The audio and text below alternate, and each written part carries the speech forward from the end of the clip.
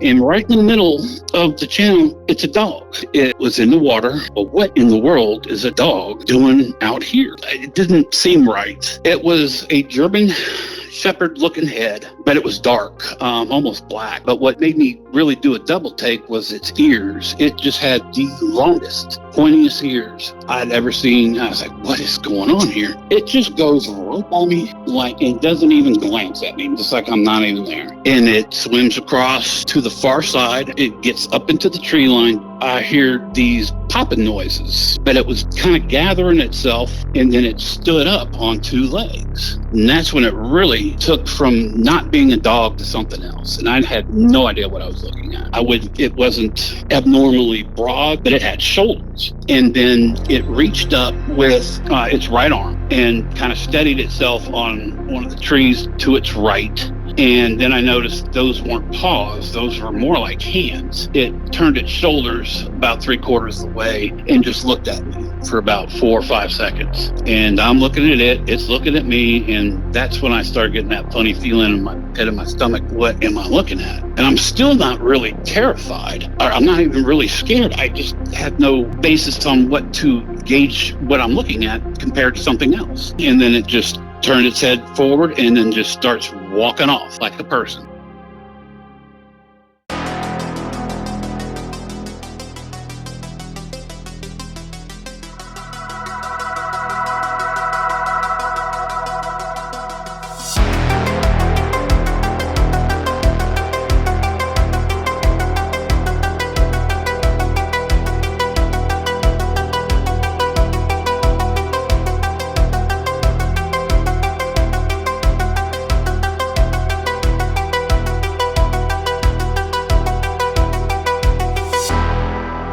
I'd like to welcome Chris to Bigfoot Crossroads. Chris reached out to me fairly recently and wanted to talk to me about an encounter he had in the swamps of Louisiana. And after talking to him a while on the phone the other day, I had to have you on the show, man. So welcome. Well, thank you, Matt. I really appreciate it. It's great to be here. And this is something that I didn't really start talking about until, I only spoke about it with my wife, and I really didn't start telling other people till a couple of years ago, and whether they believe me or not, I don't give a shit, or pardon my French, but it's just something that happened to me, and it is what it is. So 1989, I was just finishing my sophomore year in college at LSU, and I decided to take a summer and work instead of do summer school and ball and all that stuff. And it was an outfitter that I was working for, and I really enjoyed the outdoors. Like to fish. I'm not a hunter, but I do fish quite a bit and still do. So what happened was, my boss decided, we had canoes and all that stuff, and decided to take our rental canoes, which I think were either 10 or 12 we had, and they were nice, probably Winona or something, and it's a local photographer who's fairly well known with his outdoor shots, and decided, well, it'd be a good idea to take people down into the swamps and teach them how to shoot wildlife and scenery and stuff. And that's a great idea. We went down to pick the place that he liked, called Belle River, Louisiana.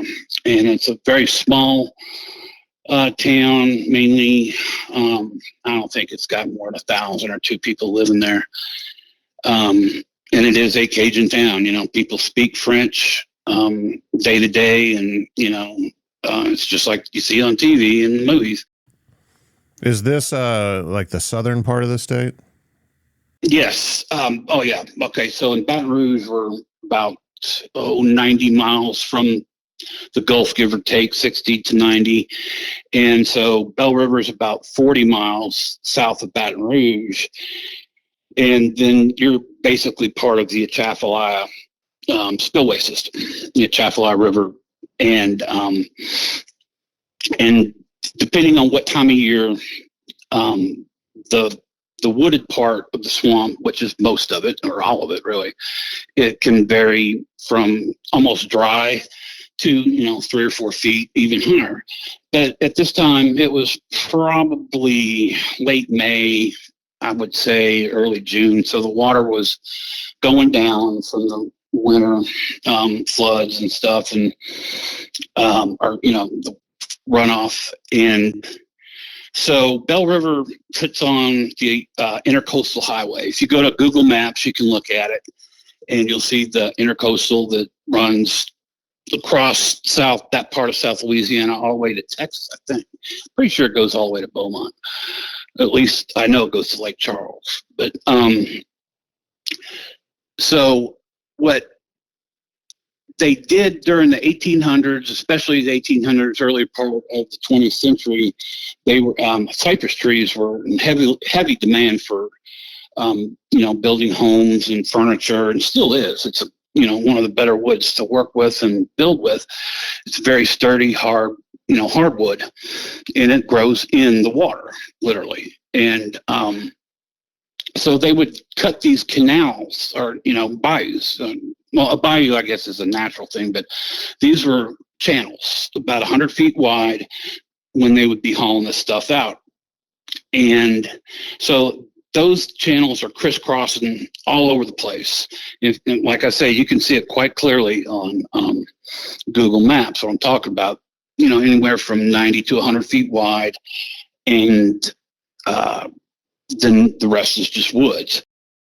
And these were like dug out so they could like float the logs around? Exactly. Okay. They would dredge them so the boats and stuff, and because the stuff, it doesn't float. I mean, it's not like super buoyant, but they would haul a whole bunch of these things chained together, and they, so you had to have some deep water. So that's why they dredged those. Well, then they would cut in these in-between channels, like H cuts in between these parallel channels, going out to, one, to navigate from place to place in between channels, but to dump all the dredgings, which were mainly oyster shells, basically, fossilized oyster shells, white, just like you see on a driveway. So we found one of these shell islands, which was about 60, 70 feet long, 30 feet wide, enough room to tie up the canoes. And I stayed out there, and this is 5 miles out. We were 5 miles from the landing. So one guy stayed at the landing to ferry people out in the mornings, and I stayed at with the canoes. So the first night we get there, it's getting 3, 4 o'clock, and I'm set up. And as it gets a little later, the maybe 6 o'clock, the sun is just starting to go down below the trees or at the tree level. So it wasn't beating down sun. It was plenty of light. And I've got my fire set up. I got my tent set up. I've got food. I have a Colt 1911 sidearm, because they did say, alligators do come up, not at night, but during the day, to sun themselves, being cold-blooded, and they do sit up there with their mouths open and try to eat themselves up.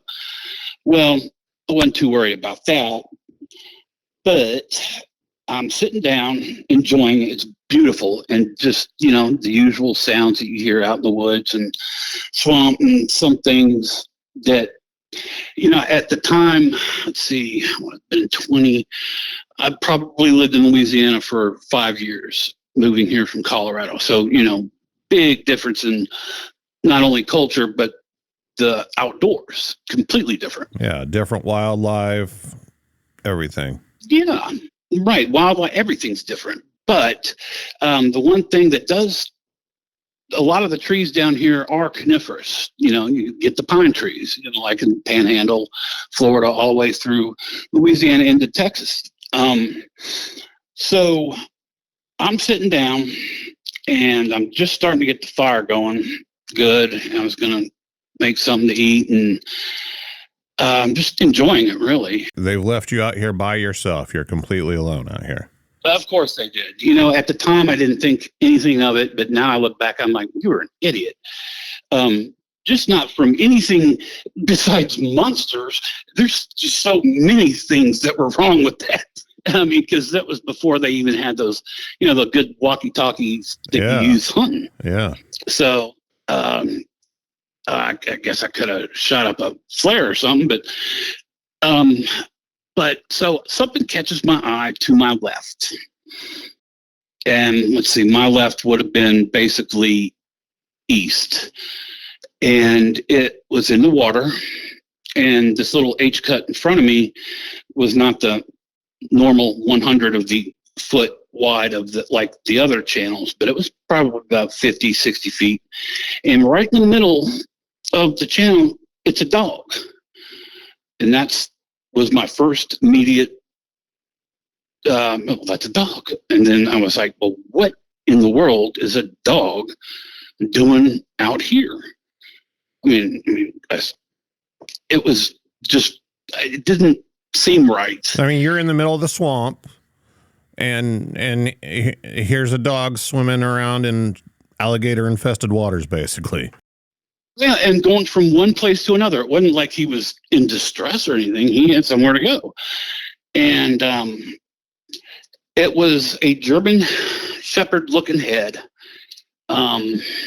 But it was dark, almost black, really. But what made me really do a double take was its ears. It just had the longest, pointiest ears I'd ever seen. I was like, well, what is going on here? That just not seem right. That's what struck me the most was the ears. I could see the end of it, the tail, and it was a big dog. What it looked like to me, maybe 5 feet long. That should have been blinker number 2 going, well, that's kind of big. But it's hard to judge something that's in the water like that. Yeah. So it just goes right by me, like it doesn't even glance at me, just like I'm not even there. And I was like, well, that's just the damnedest thing. And it swims across to the far side, which to the tree line on that other side of the channel, which would be from me maybe 100 feet, 110 feet. And it gets up into the tree line, just right in there. Just kind of steps up, you can see. But the water, I wasn't sure how deep the water was in the woods at all. So, but it was obviously deep enough to just come up where I could see daylight under its belly. So it was up there. Even so, that's no way to gauge how big the thing was. Right. So then I start hearing, all noise is amplified, in dead quiet situations like that, or not dead quiet, but you can hear, and I hear these popping noises. And I assumed it was stepping on sticks and stuff like that. But it was kind of gathering itself, and then it stood up on 2 legs. And that's when it really took from not being a dog to something else. And I had no idea what I was looking at. It wasn't abnormally broad, but it definitely had shoulders, not like a dog's, rounded shoulders, but it had shoulders. And then it reached up with one arm, its right arm, and kind of steadied itself on one of the trees to its right. And then I noticed those weren't paws. Those were more like hands. And I couldn't see them really super detailed but they were definitely hands and looked like claws at the end. Not like dog claws, but like, I really got a good look at a raccoon about a year ago, and I was like, damn, that's kind of what those hands look like, raccoon hands. Articulated and thin and, nimble. And as it kind of gathered itself up, it was still facing away from me. Then it turned around and looked at me, and it didn't turn its head all the way. It kind of, I don't think it could. it turned its shoulders about 3/4 of the way and just looked at me for about 4 or 5 seconds. And I'm looking at it, it's looking at me, and that's when I started getting that funny feeling in my pit of my stomach. What am I looking at? And I'm still not really terrified, or I'm not even really scared. I just had no basis on what to gauge what I'm looking at compared to something else. Right. Except a really strange big dog. So, I don't know what it was, if boy or girl, but looked at me, and then it just turned its head forward and then just starts walking off like a person.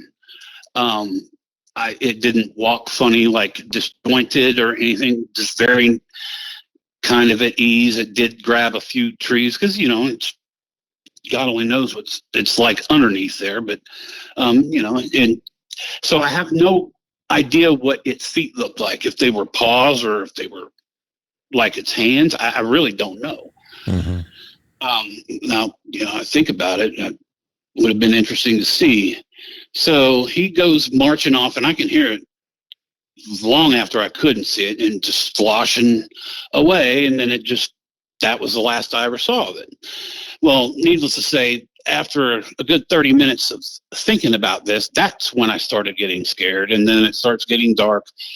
And needless to say, I did not go to sleep that night. I stayed up all night, sitting by the fire, kept that going good, and had that gun right there on my lap.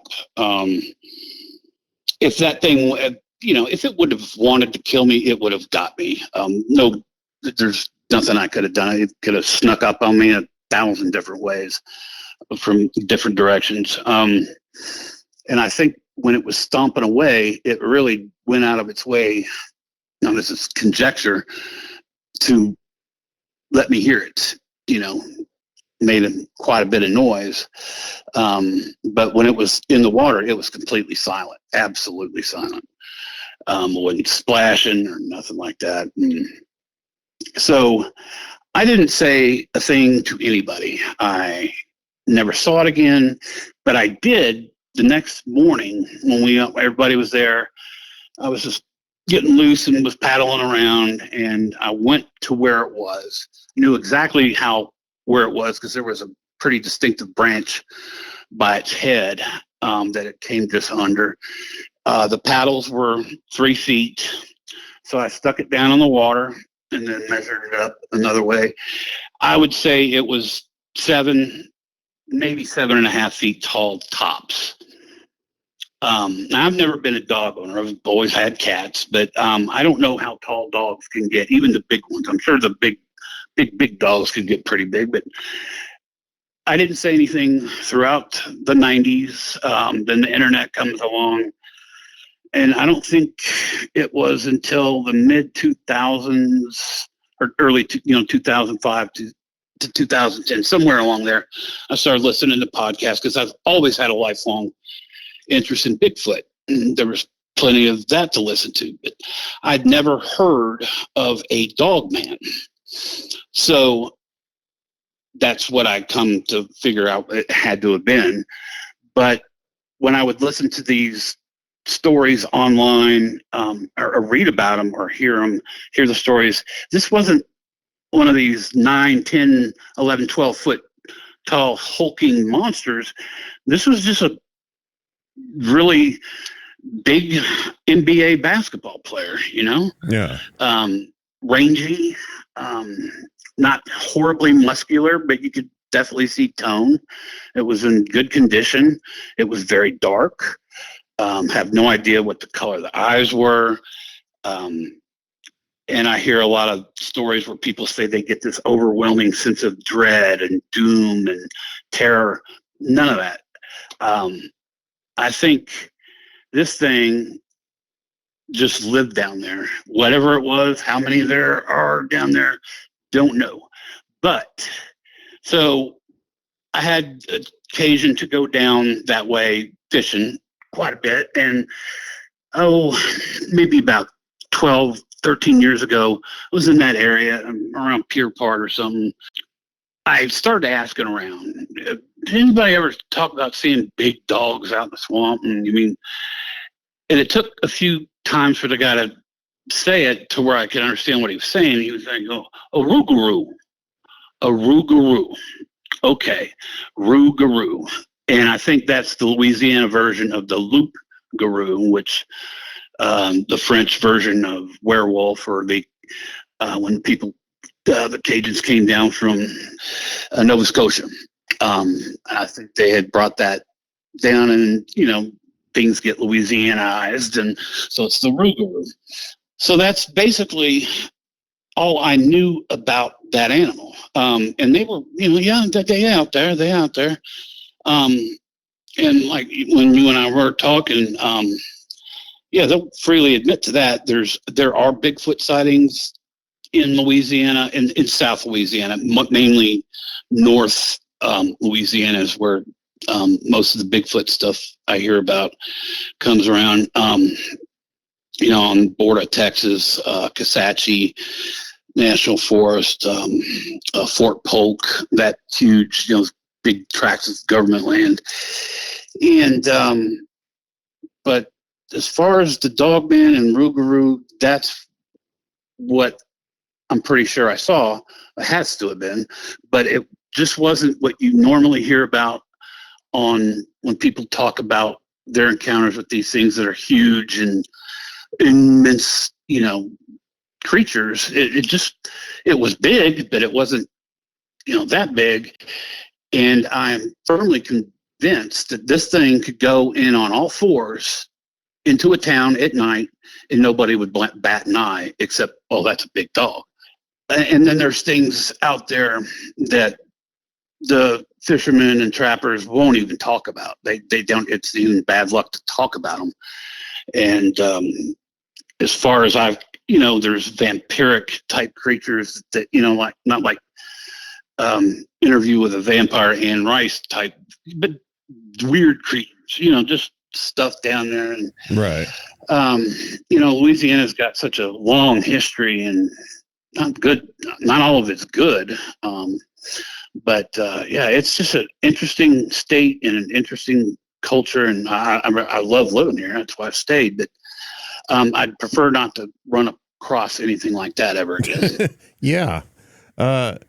If you don't mind, I'd kind of like to throw some questions at you, mainly about just, what this thing looked like. I had asked you if it had a tail, and you said yes, but it wasn't like a bushy tail or anything. Well, it wasn't, because it didn't get out of the water. It was still wet, and it didn't shake itself off like a dog. It just got up, and it was just dripping wet. Normally, from most animals that you would think when they get out of the water, they shake off, or they like to at least. This didn't. It did have a tail. It wasn't enormous, maybe 3 feet, in proportion for its body. I guess it should have been a little longer, but I don't know how much time he spent. Aren't tails used for balance mainly when they're running? And balance and signaling other pack mates and things like that, I think, at least in the dog world. Well, I don't know what else it was definitely a canid. Yeah Of that line. And then the legs, as much as you could see, what we're going to call the legs. Oh, they definitely had hocks. For a dog, it had pretty big thighs. Way too big, actually. I did notice that. Like I say, it wasn't narrow like a dog. It did have somewhat of a V shape, but not overly pronounced, from the shoulders down to the waist. But the hips weren't enclosed or encapsulated like you would think of a dog having. It was a little wider at the hips. Did have fairly large thighs, but it did have the hocks. I did notice that. That was probably, besides the head, the only thing that made it resemble a dog. And you said the head shape was very German Shepherd-like, except for the ears. Except for the ears. Yeah, the ears were, I don't know why my mind goes back to this animal when I think of the ears, but, like a lynx has those really pointy, curved ears. Now, the ears weren't curved in like that, but that's what it reminds me of, that pointy. Were they could you tell if they were tufted like a lynx, like a piece of hair coming off the ends of them or anything?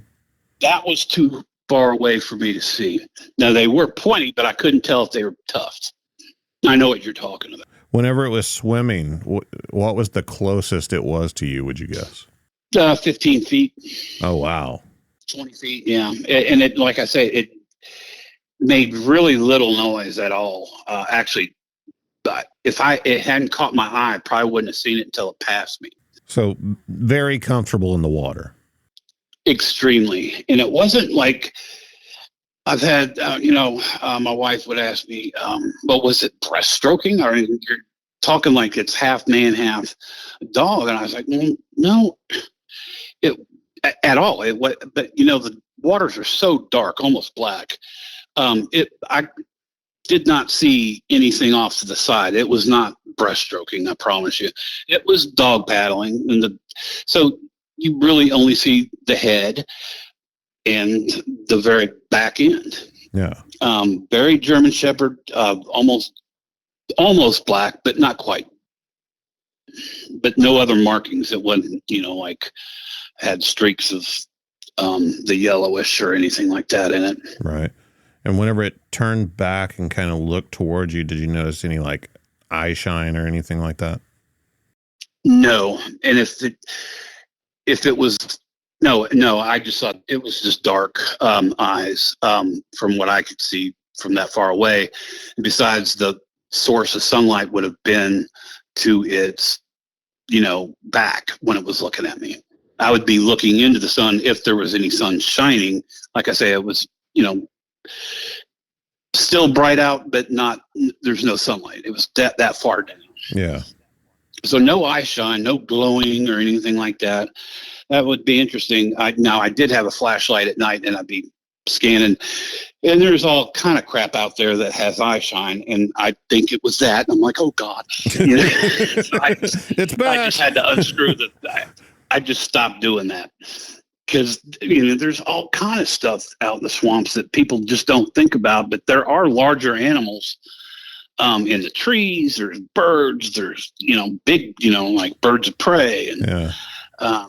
That's when you start noticing all the other wildlife. You're like, crap, if there's that's down here. I mean, you're usually thinking gator. That's the only thing you're thinking. Right. And you rarely see those anyway.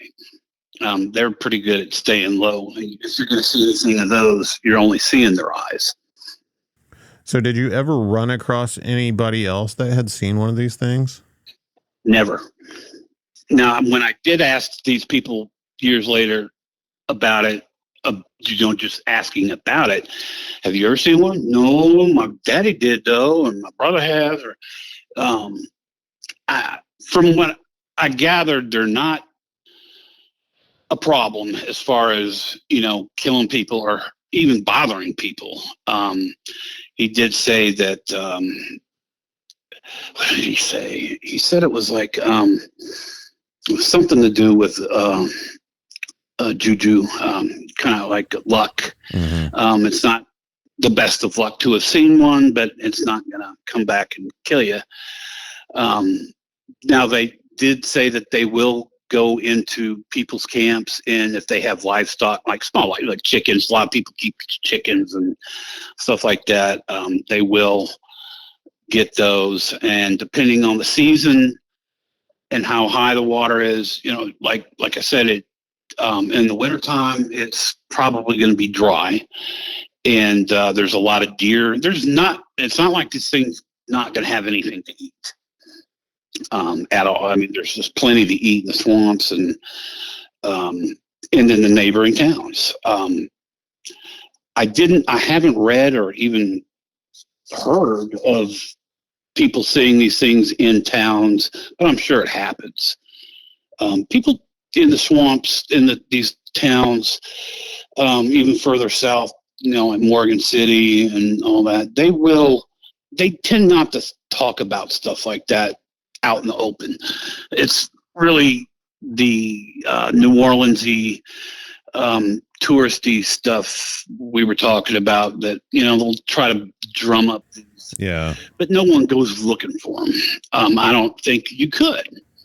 I mean, like what you're saying, just thinking for myself, if I heard a noise at night or just happened to be looking out my window or driving down the road or something, and I saw what you're describing on all fours, I would just write it off as a large dog and just keep on going. Exactly. I wouldn't think twice about it, Exactly.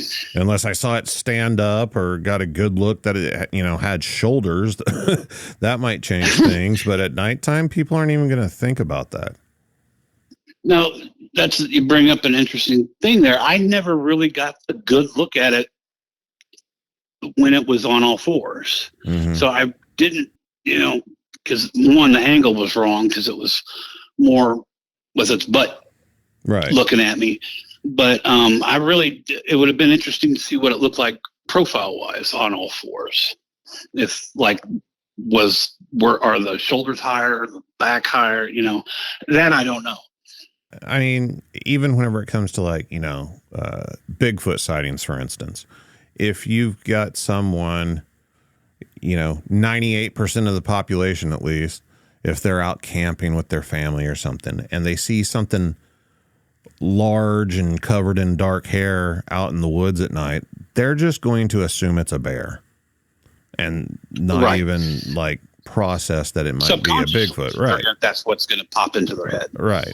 It's always going to default to the most likely thing, which in the woods, a bear out that's roaming a great around. Word for it, default. Yeah. And I think that's probably what would happen in this scenario. Now, something that I do find interesting about this, over the years, you talking to other people from the area and then talking about, the Rougarou, the folklore of that is basically a werewolf type creature. That implies shape-shifting and stuff. But right. Now, I don't think that's the case. Yeah. They never, in English, they would never say werewolf. Mm-hmm. Because I've always taken it, the term werewolf, like you said, implies shapeshifting from man to beast. I get the feeling, just the way this thing looked, that's how it is all the time. Yeah. Now, I've heard urban legends in New Orleans, and that being some of the not so strange ones, of there being, what do they call it? Is it something opposite? There's a term for going from man to wolf, and I cannot remember the term. It's a very specific term, something opposite, implying supernatural. Right. And I was telling you about if you go due east of Baton Rouge towards Lake Pontchartrain on the North Shore, just past that, you got the Honey Island Swamp. And there's they called the Honey Island Swamp Monster. And you could remember the name of the person out there, Harlan somebody. Yeah, Harlan Ford. Harlan Ford. And I think his daughter still is out there. Mm-hmm. But he had that really good, it looked like Super 8 film of one going across, walking. That was definitely not a canid because it didn't have the snout. But walking just as easy, because that's just water. And you know how hard it is to walk in water even halfway up your shin. Oh yeah. And this thing's just walking through it like it's nothing. And when they say the Island Swamp Monster, implying that there's one, there's not just one. Right. And all along the Gulf Coast from Louisiana, then you go to Mississippi, to Alabama, to the Panhandle of Florida, it's pretty well known for Bigfoot, really. And but I just don't hear a whole lot about these dog creatures. or what, the Rougarou or whatever they want to call it, and they're part of the woods. But it just it did not look like what I had heard later descriptions of these giant, menacing, very aggressive beasts, or, the beast of LBL and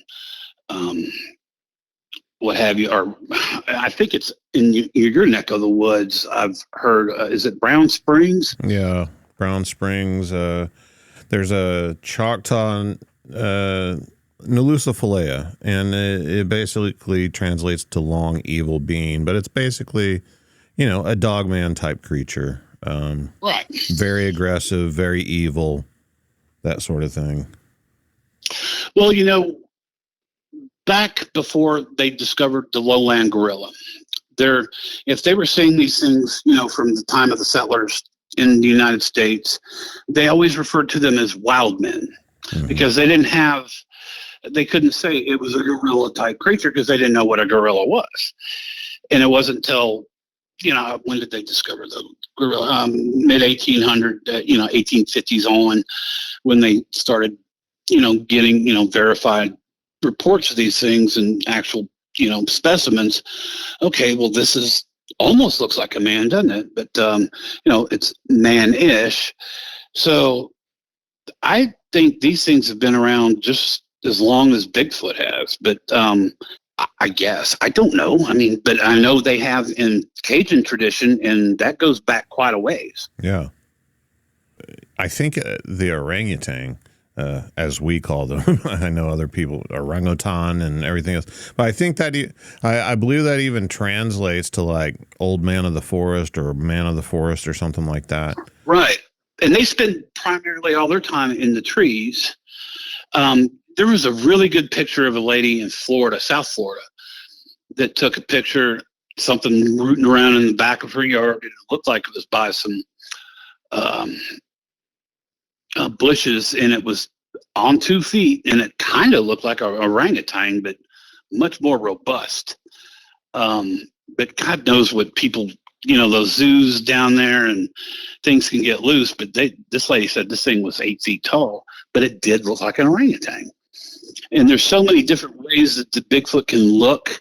Some look remarkably human, and others look very, Neanderthal, but even dark, more ancient than that. Some of them look completely prehistoric. So it just is so interesting to me. Like we were talking about on the phone yesterday, we may not be dealing with, one or two things. There might be different things that we're dealing with that are kind of getting lumped together as one, and it could be the same way with these creatures, these upright canines. You might have seen something that's entirely different than the Beast of Bray Road or something you might run across, up north. But I think that your story and your encounter is very compelling, especially to someone like myself. Some of the details and stuff that you were able to see and observe kind of lend some credence to it, in my opinion. Well, I wasn't trying to take down notes when I was looking at it. It was just so of course bizarre that you kind of remember, I would replay it that night and then the nights, 1,000 nights afterwards. It's not something that sits in my mind all the time, but, it's something that it was clearly, it's set in my head that I know exactly what it looked like. And I know how it differs from what I hear on podcasts or shows or what have you. I was telling you when I lived in Colorado, when we had just moved to Colorado, some of I had no idea Bigfoot existed anywhere else. And like you, shows that we liked In Search Of and Arthur C. Clarke's Strange Universe. I don't know how she even was able to get her news director to let her do it, but Linda Moulton Howe was at KMGH, which was the CBS affiliate. And like I told you, my dad was in broadcasting. I grew up in the business, and I knew I was more attuned to broadcasting than most, 11, 12-year-olds. And right when we moved there, what's the first thing I would watch the news every evening, and it was a four-parter. I think it was four parts on the cattle mutilations, and it was just, I was like, well, what in the world? Why would that happen? Everyone, of course, thought it was predators, but obviously she didn't think it was, or any of the people or the ranchers there did not think it was. And my dad, who had been in the Air Force, back in the 60s, is like, well, it could be the government doing samples. And I was like, well, samples of what? He goes, well, they're downwind from a lot of nuclear test sites from the 50s. And they might want to be seeing what animals have in their, systems. And I was like, well, why wouldn't they just go test it? They wouldn't have to do it like that. But that actually kind of made sense to me. That would be because the tissue samples that seem to be taken are places like the cord out anus, the tongues, the pieces of certain parts of muscle where, heavy metals and would be deposited in someone's body if it was, something like that. But I don't know. I mean, do I pretend to know anything about any of this? No. Do I like to speculate? Sure, I do. It's interesting. People think we are at our apex of scientific knowledge when we just really don't know as much we did 3,000 years ago. We've barely gotten our toes wet in terms of understanding and figuring things out. I don't think we're anywhere near the apex. We were talking about the cattle mutilation stuff because I'm basically 1 decade behind you in age. And I remember the 80s and even a little bit into the early 90s, cattle mutilations was a big thing. But you also had that was the time of the big, Satan scare, whenever everybody was a devil worshiper. And that was starting to be put on the news all the time. And I remember Geraldo doing his big thing. I'll tell you something that even made it worse in Colorado was because Dungeons and Dragons had just gotten really popular. Yeah. And that really freaked out the parents. And I never was that creative to get involved in that, but I have a lot of friends that are. And there's nothing devil worship. No. If you are finding somebody that's doing devil worshiping, it's usually 1 or 2 people. It's not like a coven of witches or anything. If they're going to do an animal sacrifice, they might slaughter a goat or something or a chicken. But I think devil worshiping, how would you even get into that community and ask, hey, I'm in devil worshiping. What about you? Not a very good icebreaker, I don't think. I think it'd just be 1 or 2 people and probably solitary. But it's kind of interesting because a lot of that cattle mutilation stuff, that was another theory that it was, devil worshipers or whatever behind it. But I had a cousin here in Oklahoma that owned a fairly big piece of land and had some animals on it. And she actually had, something happen to a calf on her property. She found, a mutilated calf. In that way, like the very precision like? Yeah, it was like missing the tongue and everything. It had, I want to say it had like a small incision of some kind on its stomach. Very weird scenario. I was just a kid whenever it happened, but her father was actually a pretty well-known judge in the state. So I'm sure it was investigated thoroughly, Exactly. And she was living out there by herself. So I'm sure, they went above and beyond during the investigation and everything. Sure. But it was brought up, and my family talked about it. So I know that it was definitely kind of a strange circumstance type situation that happened. All right. We did kind of touch on this. We were talking about how very, very real voodoo, hoodoo, and all that is down here. And it is part of a religion, and it's not a Louisiana creation. This was brought from Africa. This was brought from the Caribbean. And it's not like these famous touristy things in the French Quarter that you're going to be running. These are regular people that are practicing this. And sure, some of it does call for goat's blood and this and that, but voodoo can go good and it can go bad. I'm a very, very, very, I do not discount when it comes to someone's religion. I do not second guess them, because to them it's real. And if it's real to them, it's real. Like I said, you don't blame a fart on a voodoo priestess, right, or you will be paid for that. But it's just, and it's not in the places you would think. New Orleans being the touristy place it is, yeah. But out to my northwest, just a few miles, maybe 20 miles, 20, 30 miles, is a place called St. Francisville, just off the Mississippi River. And that's where the Myrtles plantation is. And I've just heard from more than one person that has been there and stayed there, because it's a bed and breakfast, that just bizarre things happen. Now I'm not talking like the hauntings where you see an apparition.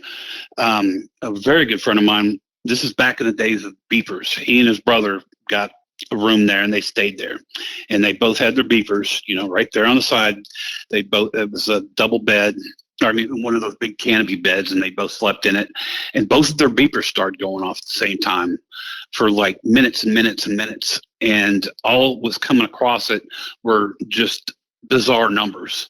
Not like 666 or anything, but just bizarre strings of numbers. But they were identical on both things.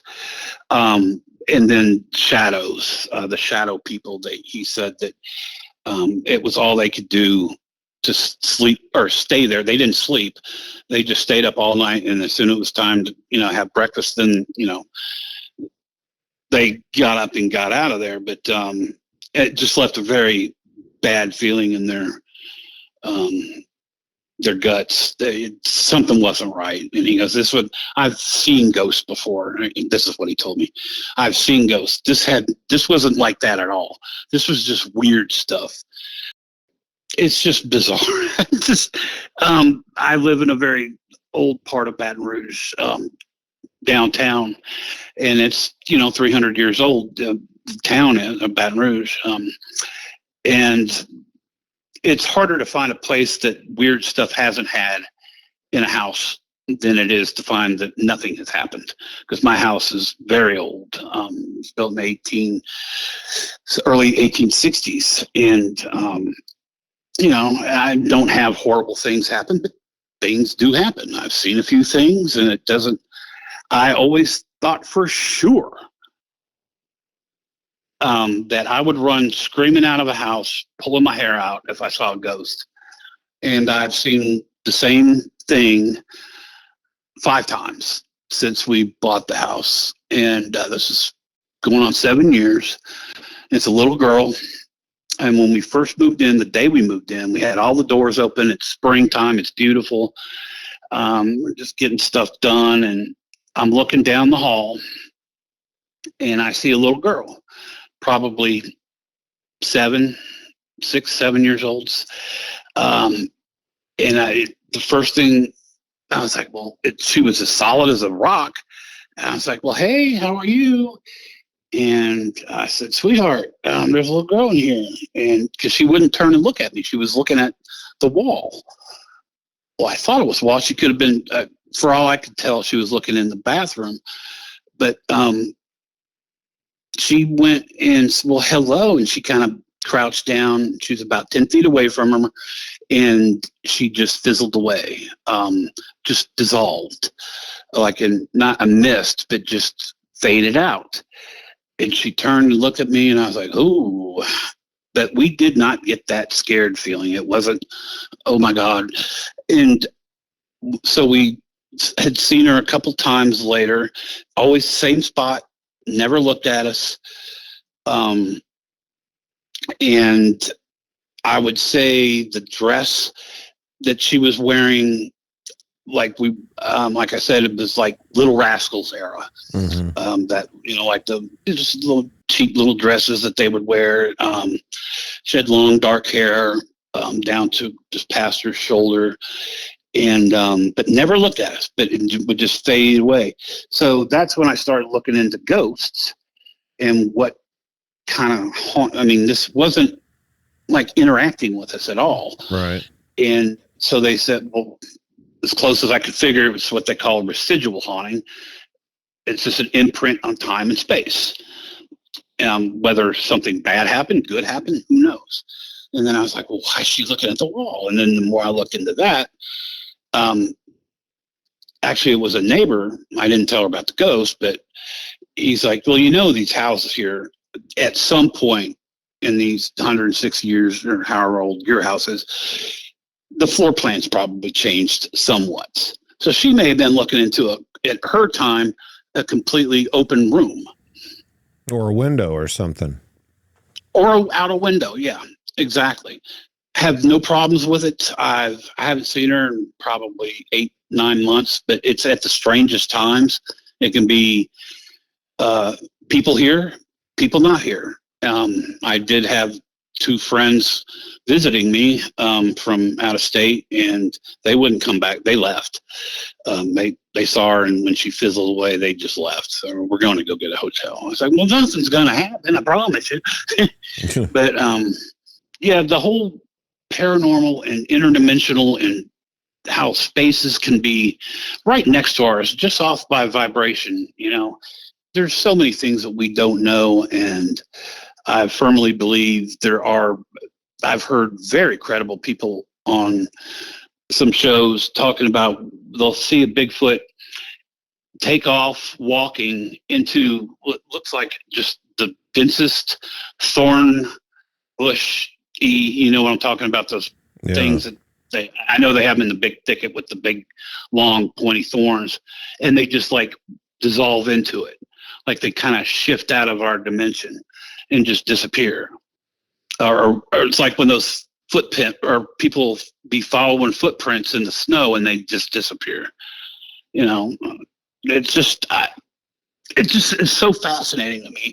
And my brother, who's much smarter than I am, has he goes, well, there are certain ways you could do that if you start with string theory, and he starts droning on, and then I tune out. And I just don't understand it.